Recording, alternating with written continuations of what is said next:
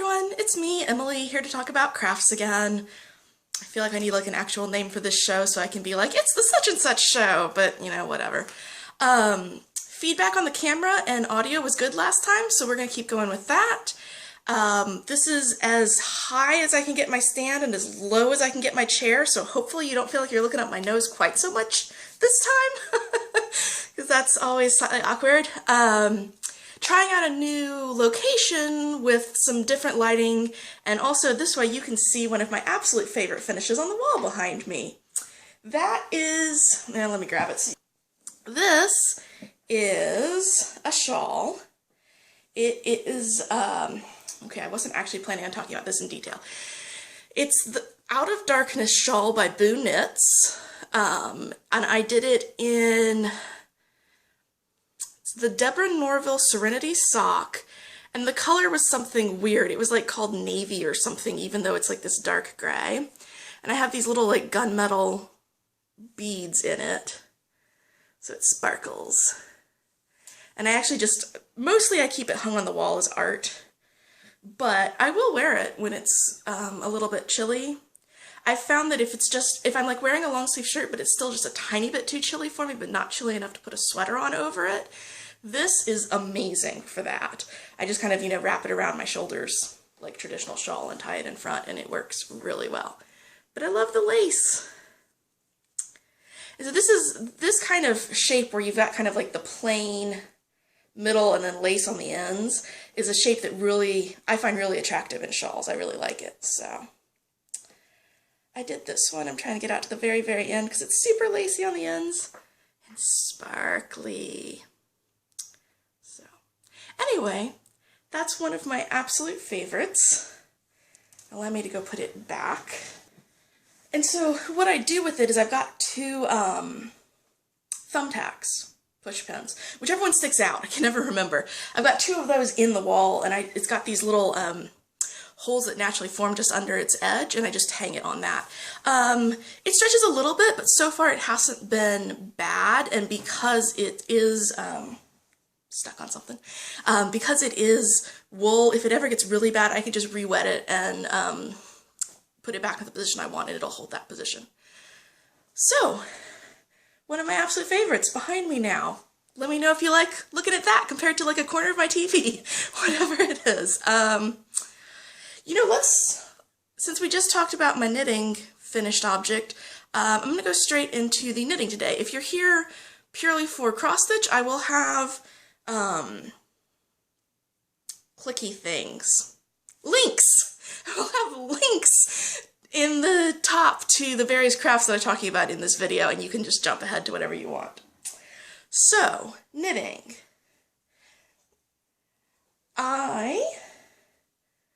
Last time I did a video, I showed you that I had finished one of the Baker Street socks, and now I've finished both of them. As you can see, they are definitely not matched, but I don't really care. They're super soft. They were fun to knit. At this point, what I want to do is they were fun to knit except for the stupid ribbing. I don't like doing 2x2 ribbing, and I probably should have remembered that before I chose that for these. I just don't like the switching between knitting and purling. I would rather just purl or just knit. Or do lace or cables, because, you know, that's exciting. This is not terribly exciting and also annoying. Although I like the way it fits. So anyway, my plan with these is they haven't been washed, so I need to wash them, wear them for a couple of times at least, and make sure that I like the fit. And if I like the fit, then I'm going to use the formula I did with these with all of my fingering weight sock yarn. So this is done in the Knit Picks Felici in the color Baker Street, and I did it, I think, on size 1 double pointed needles. Yeah, I'm pretty sure it was size 1. It definitely was size 1, because my other ones I did on size 2, and they came out a little bit too loose. And I had 72 stitches, so 72 stitches on size 1. I've got like 9.5 stitches per inch, I believe, but I'm really liking the fabric that came with that. I think a lot of sock patterns are more like around 8.5, at least from what I've seen, but I liked the fabric, and since I was basically doing, I cast on using a rounded toe for toe-up socks, and I don't remember the designer's name, I forgot to write that down. I will put that in the description bar with a link to my project. And I did the Fish Lips Kiss Heel by Socks Therapist, and so far I really like that. We're going to see how that goes. And then I just did a ribbed leg. So those are my socks, and clearly I didn't like write down enough notes to myself about who designed what parts of it, but just pretty much basic socks, but they're super soft and I really like them, and I cannot wait to wear them and wash them and all that jazz and make sure that I really like them. So that's the first finish. It's the only finish that I have to show you, but it's a finish. Yay! Okay. Then, let me see. I also worked, there went my bag. I also worked on the little sweater dress thing that I'm making for my dog Lily. This is the kind of top, so this is the top piece of the sweater, and this is the part where her neck goes. And then, I don't know where the armholes join, but they're somewhere in this vicinity, and now I'm just going the rest of the way down the back.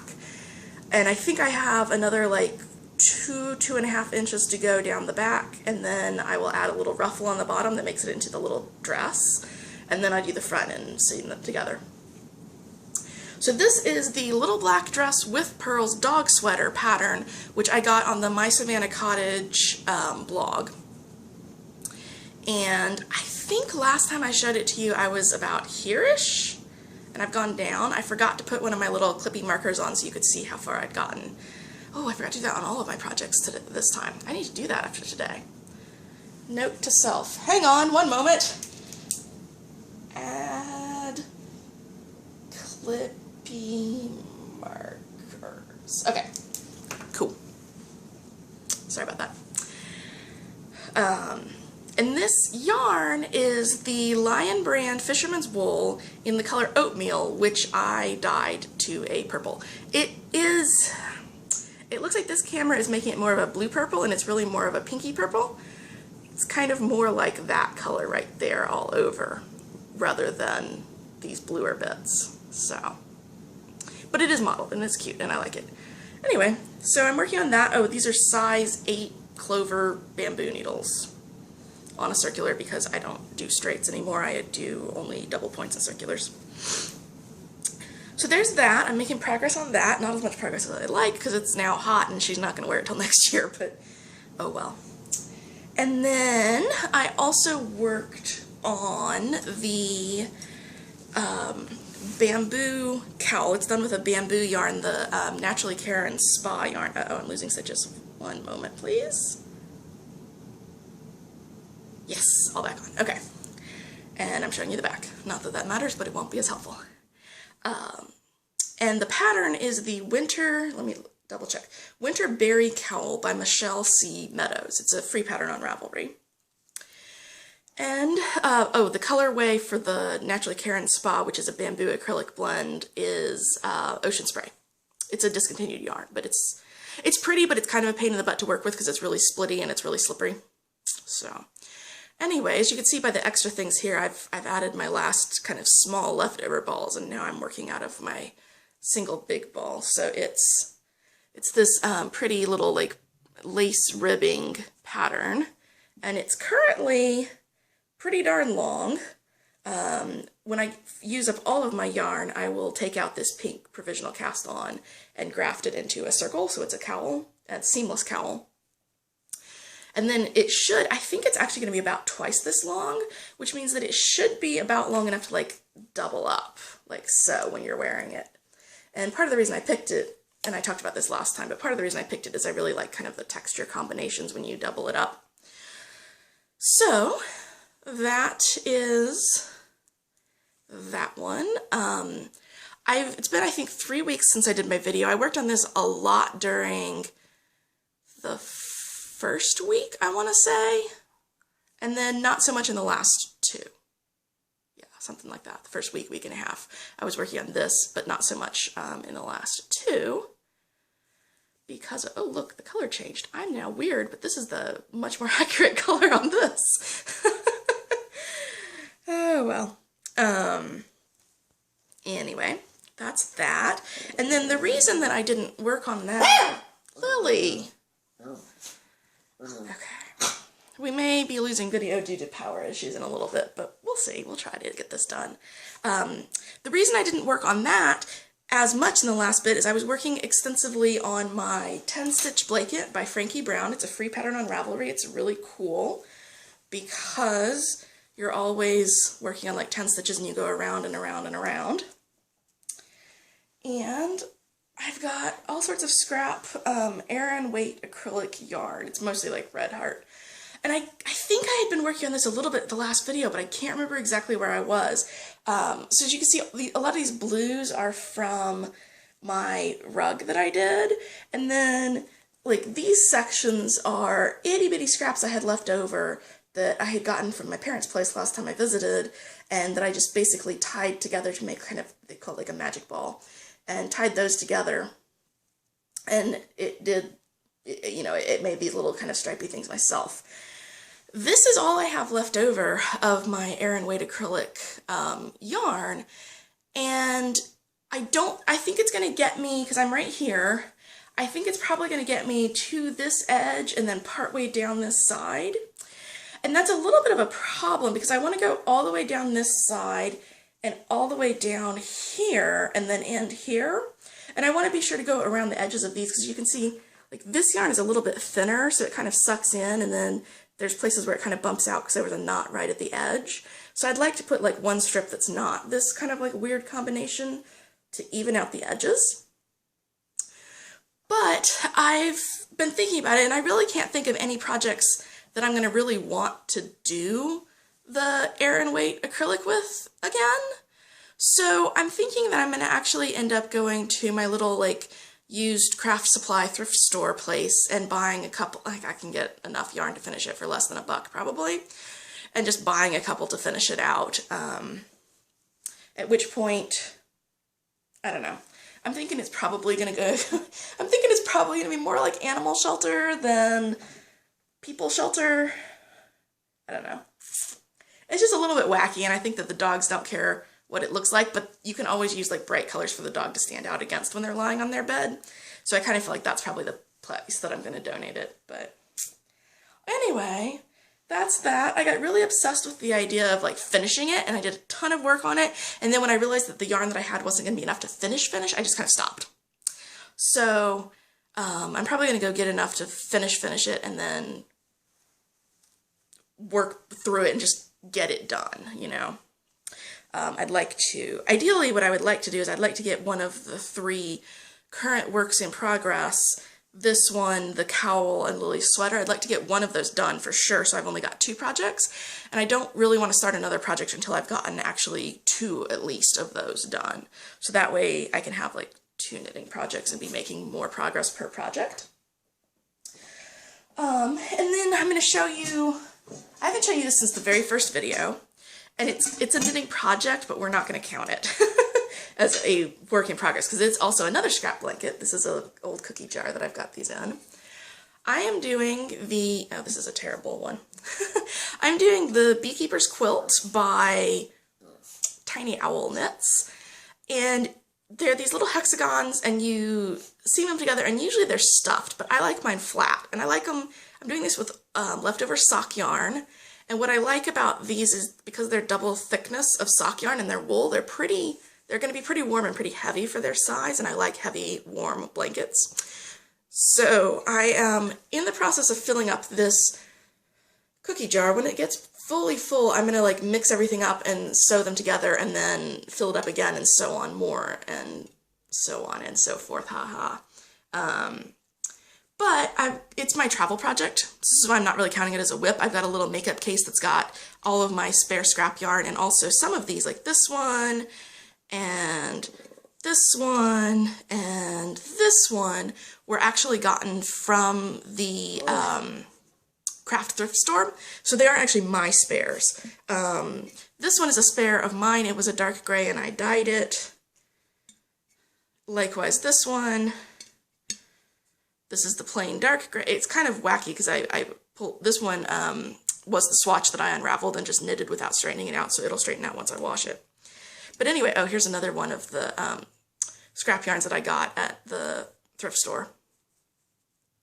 So anyway, I figured I would show you that because I have done, I don't think at the time that I showed you this I had gotten the yarn from the thrift store, so I figured I would show you kind of, it's not a lot of progress, but I'm getting some done, and so when this, you know, gets up to about here, I will sew them together. But until then, little quickie update on my not beekeeper's quilt, honeycomb quilt, I guess, because it's hexagons.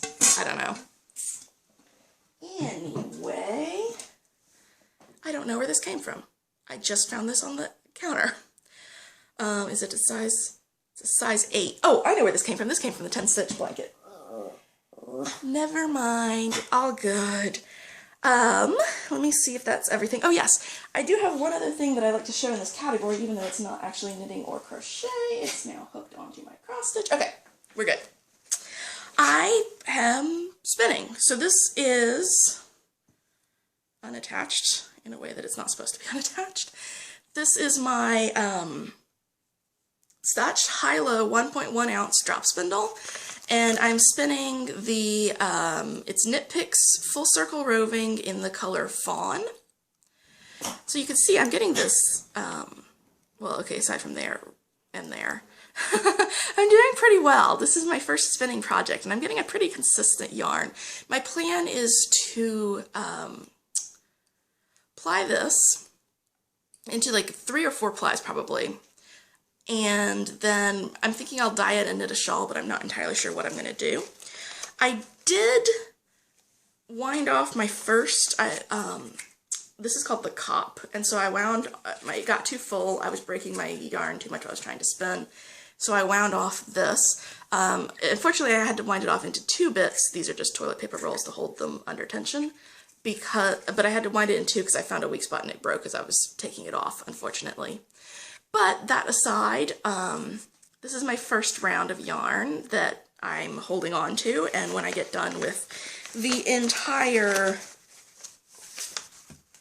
bit, I've like used like this much of it, like it's of the unbraided stuff, so I've used like this much of the braid probably. I've got a ways to go. Anyway, when I get done with that, I lost a yarn thing, I'll get it later. When I get done with all of that, I'm going to apply it all together and see how much yarn I get out of it. Now, I've been spinning low whorl, which is with this whorl down at the bottom, and the yarn comes up here and you spin it and stuff. And I decided to try, because this is designed to do both, and that's why I got it for my first one. When I took off the previous yarn, I decided to try high whorl, which is with, obviously, the whorl on top and this on the bottom. And I am going to be spinning the rest of it this way. The reason that I really like doing high whorl, it's pretty much the same thing, because you get this spinning, and then I don't have like any fiber attached to this at the moment. I need to grab some more fiber. You pull out your fiber and you allow that spin to move into the fiber. So it's basically the same thing in high whorl and low whorl. There's not a difference there. But what I can do with this high whorl is it's got this long shaft, and I can put this down between my feet, and I can use my feet to get it spinning. And then I can have both hands here working until my yarn gets really long, and then I wind it onto the cop, and then I start over again. And so it's a lot, well, it seems to be a lot more efficient for me, because I can have both hands ready to draft, so pull the fiber apart, instead of having to start it with one hand and then get the other hand up there ready to draft. I can just be ready to go and start it with my feet. And I'm finding that I can get a really good twist on it with my feet. The only problem that I've had is that every so often, and I don't quite know what triggers it, but every so often the whole thing will like flip around like this. And I think it's because the center of gravity is higher. So I think it was good that I started with low whorl, because the center of gravity is lower and it's much less likely to wobble around. Whereas with this, it's more likely to wobble around and even like flip end over end, and then you have to stop everything and get it all fixed. But now that I've got the basic concept down, even though this is more prone to errors, I like it a lot better because I can go faster. Because I'm using my feet. And basically when I use my feet, I basically put one foot here and one foot here, and I go like that. And then it starts to like spin on its own. Oh, and the other thing is if I realize that I need to make it stop spinning really quickly, I can just like grab it between my feet and I don't have to put my hand down. So if I've got like a problem happening up here and I need to stop this from spinning, or if it's starting to spin the wrong direction, I just stop it with my feet and then I can deal with my problem up there. So I'm liking the high whirl. But anyway, that's that. This yarn here is about, I would say about this much fiber, maybe a little bit more. So as you can tell, I've got a lot of ways to go because I'm spinning it really fine because I want a relatively fine yarn when I get done. But that's cool. I like it. It's a lot of fun. It's a lot of fun. I'd love to get actually done with that braid of fiber in the next couple of months though, because I'd like to see like how much yarn it produces and how the yarn is and all of that. And you know, it would be cool if I got it done, but I'm not in a huge rush. All right, so that's all I had to talk about, like knitting fiber yarn wise. I'm gonna go back to my cross stitch, which I usually start with, and I usually start with it purely because C is before K in the alphabet. I'm just alphabetical. No like preference in crafts.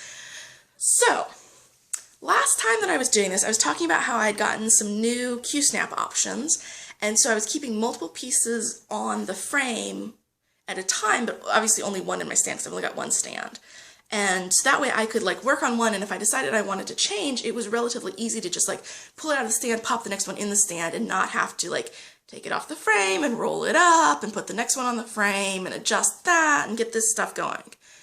So I did that. It worked great. I've actually worked on 2 projects, and the first one that I worked on was my 4 Heavenly Beasts, which is a Heaven and Earth design cross stitch. By the artist is Kaomi Hirai, and I forgot to grab the paper that shows what it's going to look like. Crap. Basically, it's the 4 Heavenly Beasts of the Chinese. I can't think of the word.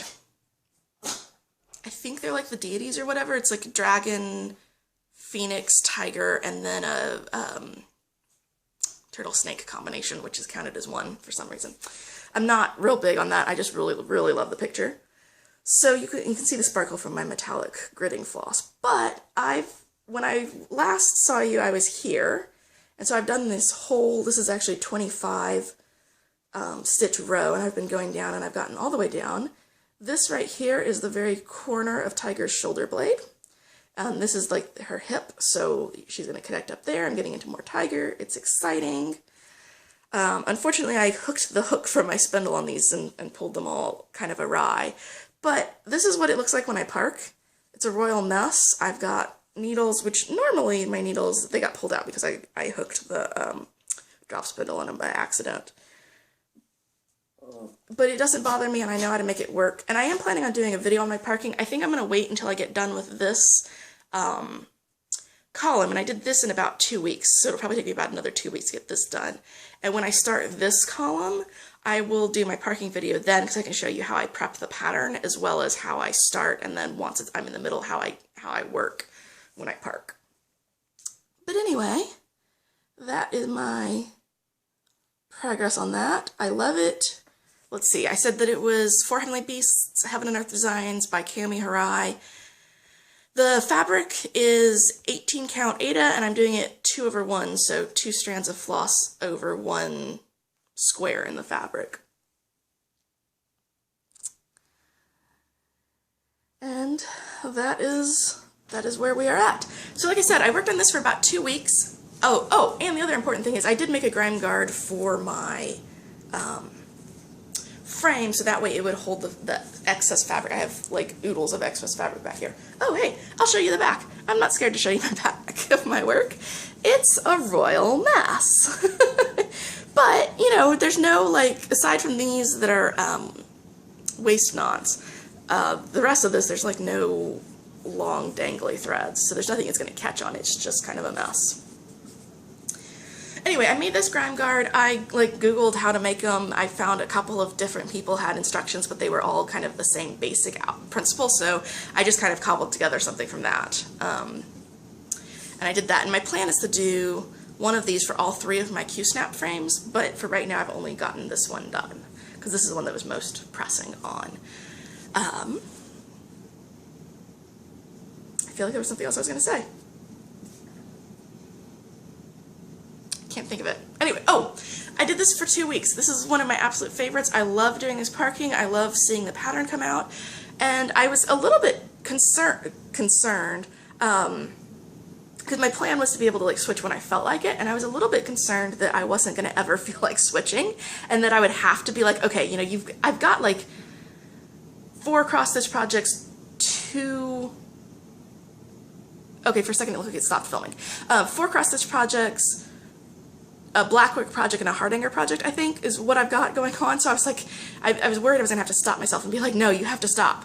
But actually what ended up happening was okay, it actually did cut me off there. My phone is very small. It does not like doing long videos, so we're going to try to wrap this up relatively quickly because I don't have much space left on it. So anyway, I was showing you my 4 Heavenly Beasts, and I was saying that I was a little bit concerned because I was having so much fun on this, sorry, that I wasn't going to want to switch to anything else, and I was going to have to do some sort of like force myself to stop so that way I could get other things done. But after about 2 weeks of working on this, I kind of got to the point where I was like, not that I was tired of it, and not that I would have switched if I didn't have anything else, but I was like, you know, I don't want to spend forever on this while I've got these other things going on. I really do like my other things. I really do want to get them done. So I decided to go ahead and switch to my Morning Flight, which is a Dimensions kit. And having it already in the Q-snap was awesome. That made everything so much easier. As you can see, I don't have a grime guard on this one. The only problem that I had with the Q-snap setup was, as I told you last time, I had taken the longer side and the shorter side were from different frames, and the shorter side had short connectors and the longer side had long connectors. And I put a long connector with the short thing and a short connector with the long thing, so that way I had a like taller and narrower frame. But what I didn't realize was I knew that this was a little bit small and wasn't going to grip the full length of the fabric. But what I should have realized and didn't think about was the fact that this clamp here is so long compared to the actual frame. Like the edges of the inside frame are like here, so as you can see the clamp, there's this little distance of the clamp that's kind of like over the corners. And what that means is you can't actually turn the clamp to tighten it. So unfortunately, I'm going to have to make it longer and longer this way and shorter this way, so that way I can actually turn it, because I did have some tension issues. This has got a pretty decent give in to it, whereas this one, which is on the normal size frame, there's no difference. It's got a much less give to it, and I like that better. This was especially true when I was working kind of up in this corner, because this clamp doesn't hold all the way out to the edge, and this clamp can't tighten. You get this pretty intense movement happening, which is not what I like in my Q-snaps. So anyway, last time I was here, I was started working on the back stitching of this kind of, there's like 4 quadrants that I'm doing. And this doesn't quite go up to the top. I was already done with the top, so I put it in the frame a little bit lower. But I had started doing these back stitching, the black back stitching kind of along the frames, and this tan, and then the white. And so in the past week or so, I have finished all that. I'm not actually back stitching it. I learned when I was doing my black work to do how to do double running stitch. So you go in, out, and then you go back and you fill in all the gaps. And I kind of was playing around with that because there were some parts where I wanted to like go out and then come back, and I was like, well, why not try this double running stitch thing? And I feel like it produces a smoother line for me than my back stitching usually does. So I've been doing that. And as you can see, I've got some threads here waiting for me to move into the next quadrant. I did pull out my gridding, which is just plain black sewing thread, because it was getting in my way and I was having trouble like seeing quite where this back stitching lines went. Get out of here, little piece of black sewing thread. Oh, no, that one is still holding because it's going down here. Never mind. it came out pretty well. There were a couple spots where I'd split the thread, but I was able to like give it a tug and it broke the split part. And so it broke the black thread and the black thread came out just fine. So anyway, this has an interesting history. I had started doing one color at a time across the whole thing, planning to work from the background colors to the foreground colors. But then around the point that I was doing oodles and oodles of blue, I was like, blue's my favorite color and I'm sick of blue. So I switched to like parking and stuff. And then I decided to come up into this quadrant and finish the tree branches and then finish the back stitching for them. So my plan, I think, is to move into this quadrant and deal with all of the stitching that I haven't done yet, plus all of the back stitching for that.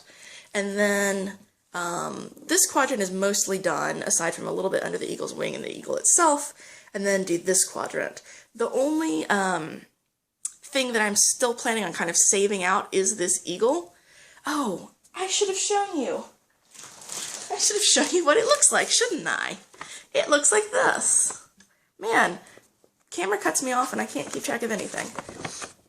So this is the picture. As you can see, this area is the part that I was doing. This area is pretty much done. So I still need to do this and the eagle. And my plan with the eagle is to actually save the eagle for the very last, and just do it kind of, like I said, one color at a time from back to front to kind of maximize any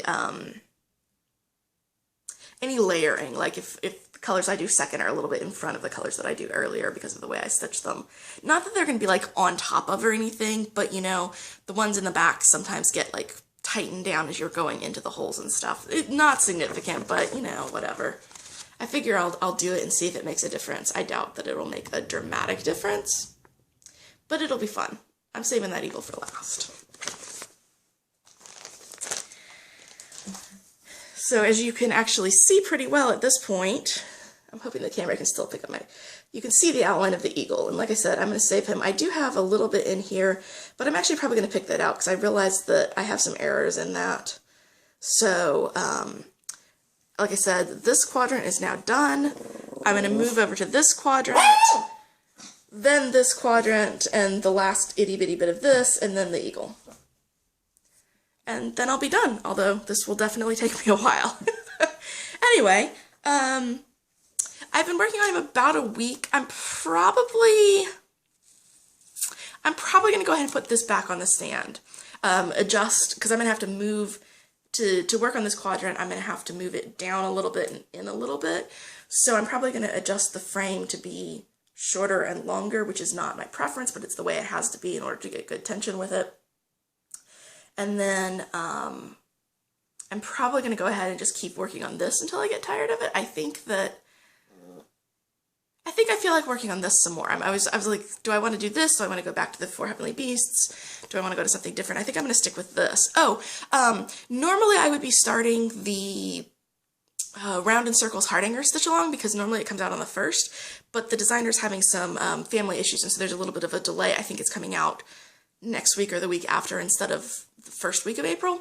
So whenever that comes out, obviously I'm going to work on that because that's usually my big thing right now, because I'm trying to do it like one a month and actually get it done and actually be done with it at the end of the year, which would be super cool. But anyway, so I think I'm going to work on this, and then when I get tired of this, probably I'll end up back at Four Heavenly Beasts. So that's my progress. I believe, yeah, that is everything that I wanted to cover in terms of my cross-stitching. So that is that, and then let me see. 2 other things I was going to talk about. Well, okay, I've already talked about this in the cross-stitching segment, but if you're like into my sewing and stuff, I sewed the grime guard. That's the extent of what I sewed. Woohoo! Very exciting. Strip of fabric, 2 strips of elastic, little sewing, not difficult. Like I said, if you're interested in doing it, I just Googled and there were a bunch of really similar things, and I just kind of went with that. And then, so the last thing I'm going to show is, it's a card that I made with some watercolor that I had done. Unfortunately, it's for a friend who had a death in the family, so it's a little, I haven't written anything in it because I don't want to have any chance of showing like personal stuff that I'm going to write to this friend. But I did want to show you this rose that I had watercolored. I'd actually watercolored this a while back, just kind of as a practice piece, and kind of torn it out with the intention of making, I wasn't sure what I wanted to make with it, but I was pretty sure I wanted to put it on a card. And then I made this background to kind of match the green behind the rose, and this pink to kind of match that pink. And then I discovered I didn't have any stamps that actually said "with sympathy," which is what I was originally going to put on it. But I have like 3 that say "thinking of you." So I did a "thinking of you." And inside is just a blank card, and on the back it's blank aside from the watercolor splatters. So anyway, I just figured I'd show it off because it was something I had painted, and it was something that I had designed. And designing the cards is always the hard part for me. Oh, and this is just a little bit raised. I put it on with a little bit of raised foam tape. So it's got the kind of the background, and this is a little bit away from it. So anyway, it's a sad card, but it's a card, and I made it, so I figured I would show it because it was, you know, paper crafting and watercolor and all that jazz. Okay, so my phone totally cut me off again, so let's just wrap this up, and I'll say thanks for watching. Please leave any questions, comments, suggestions, whatever, down in the comments below. I will have links to everything that I can link to in the description below. And yeah, thanks for watching. I hope you enjoyed it, and I will see you next time. Bye!